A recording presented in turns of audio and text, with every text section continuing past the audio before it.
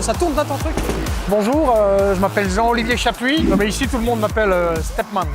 Bah, la step, c'est un peu ma vie, quoi. Allez, tu me suis. Ouh, ouh.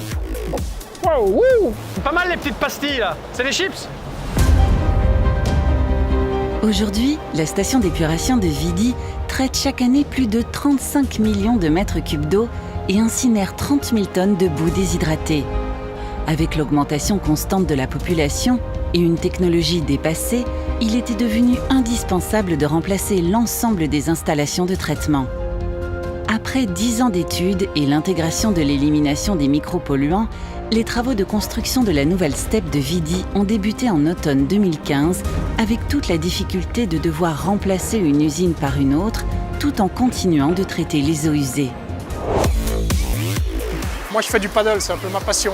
Ici, c'est moi le king of the Step Lake.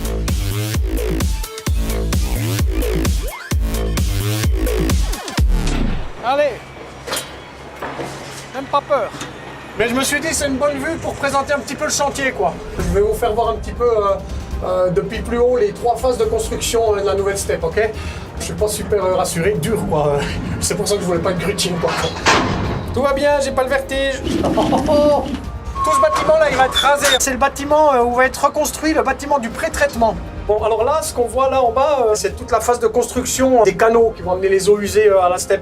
Là, on voit bien le canal, là, 300 mètres. Regardez, ça grouille, on dirait une fourmilière avec tous les ouvriers qui bossent.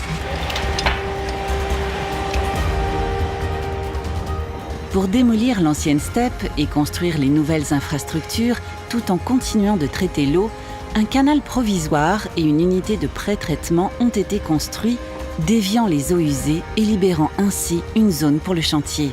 Les eaux usées produites par les ménages et les entreprises sont acheminées par plusieurs centaines de kilomètres de tuyaux pour rejoindre la STEP par 2 collecteurs de concentration, l'un provenant de Lausanne et des communes de l'Est lausannois et l'autre des communes de l'Ouest lausannois.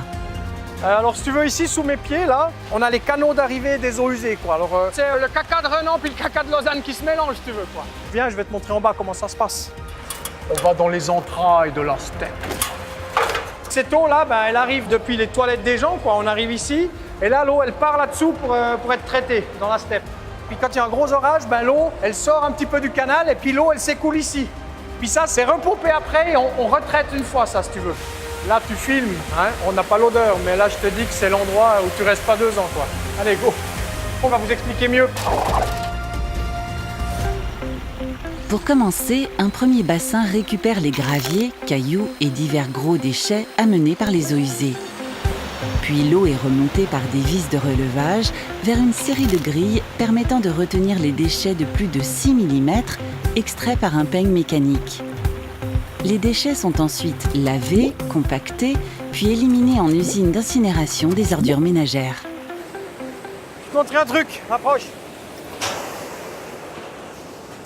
Là, on a ce qu'on appelle le dégrilleur, donc c'est l'endroit où on a des peignes comme ça qui prennent tout le matos qu'on a dans la flotte. Voilà, hop, la petite boulette. C'est peut-être la tienne, hein. Et puis ça travaille en fonction du nombre de déchets qui arrivent, quoi. Et la flotte, elle s'écoule, et puis on arrive au compactage. Puis là, on arrive à un truc assez bon aujourd'hui, je te montre. Mais ça, faut quand même faire un petit peu gaffe, quoi. Parce que tu mets dans les toilettes. Et il y a des plures d'orange, ça tu peux composter.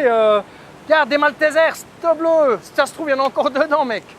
Ici, on voit tout. Les Q-tips, hop, poubelle, pas toilette. Parce que ça repart tout en haut de la ville, ça va à l'incinération.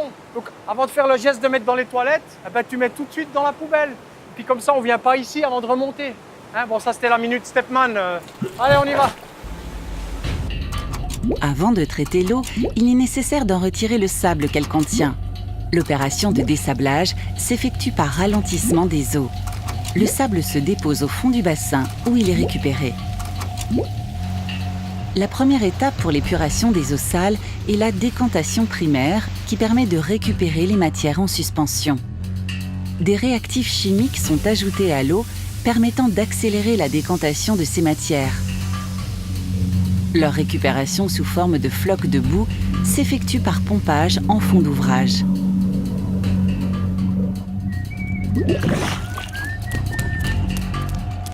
Alors jusque-là, c'est un peu les mêmes procédés, mais en plus efficace que dans l'ancienne usine. Enfin, celle qui fonctionne encore maintenant en attendant la nouvelle. Mais après, on aura une technologie beaucoup plus moderne, quoi, qui pourra nettoyer même les micropolluants les plus résistants. Allez, viens, on va au traitement biologique. Le traitement biologique consiste à reproduire, mais en accéléré, le processus naturel qui existe dans les rivières ou dans les lacs. Les eaux usées passent dans un biofiltre où se sont développées des milliards de bactéries colonisant des millions de billes d'argile. Afin d'accélérer le processus, on dope les bactéries avec de l'oxygène au moyen de soufflantes, sortes de gros ventilateurs qui injectent de l'air à l'intérieur des bassins. Ces êtres vivants microscopiques vont alors digérer la pollution dissoute dans l'eau et la transformer en boue. Les boues et bactéries excédentaires sont récupérées par lavage régulier des biofiltres. L'eau est maintenant claire, mais contient encore d'innombrables particules microscopiques potentiellement problématiques pour notre santé et l'environnement. Elles proviennent par exemple des résidus médicamenteux, des cosmétiques ou encore des pesticides que l'on retrouve d'une manière ou d'une autre dans les eaux usées. Ce sont les micropolluants. Les micropolluants étant nombreux et très variés dans leurs caractéristiques, différentes méthodes de traitement sont utilisées pour les éliminer. Un premier groupe de bassins traite l'eau par ozonation. Ce gaz superoxydant est injecté dans l'eau et détruit une partie des micropolluants en brisant leur structure chimique. Pour épurer les micropolluants qui résistent à ce premier traitement, l'eau est ensuite dirigée vers des bassins contenant du charbon actif en poudre qui capte, telle une éponge, les micropolluants. Un filtre sur sable capte ensuite les derniers éléments nocifs. Puis, pour terminer le traitement de l'eau, de puissants rayons UV tuent les bactéries et micro-organismes restants. Les boues, récupérées à toutes les étapes des traitements, sont d'abord épaissies, puis injectées dans des digesteurs de 25 mètres de haut. Pendant 20 jours, elles se transforment et produisent du biogaz. Une fois épuré, ce gaz est alors injecté dans le réseau urbain de gaz naturel. Les boues digérées sont déshydratées puis incinérées.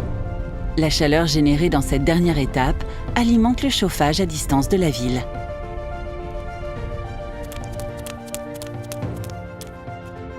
Alors tous ces procédés d'épuration, ça produit des mauvaises odeurs. Enfin, ça pue quoi. Surtout le traitement des boues. Oh. Pour que les gens qui habitent tout près ne soient pas trop dérangés par ces odeurs, la nouvelle steppe est équipée d'un toit. Donc, l'air qui contient ces mauvaises odeurs est aspiré et désodorisé à l'intérieur avant d'être rejeté dans l'atmosphère. Tu piges? Là, ça tabasse trop pour le paddle. Salut.